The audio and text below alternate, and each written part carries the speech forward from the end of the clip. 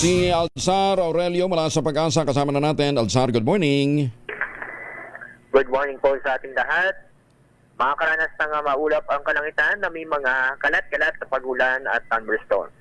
Sa Batanes, Babuyan Island, Ilocos Region, Bataan, Zambales at Palawan dahil sa southwesterly wind flow.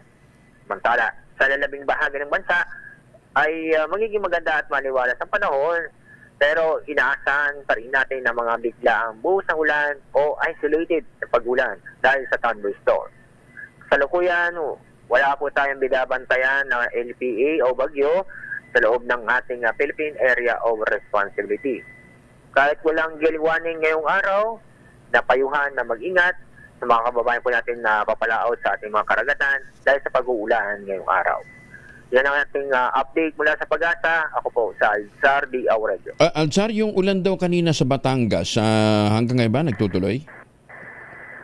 Sa Batangas ay hindi na po at Hindi na. maulap pa rin ang kalangitan. Maulap lang. Okay. Mindanao, okay na, no? Hindi na siya masyado uulanin.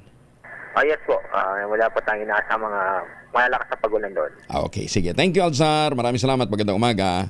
Thank you po. Magandang umaga. Alzar Aurelio mula po naman sa Pag-asa.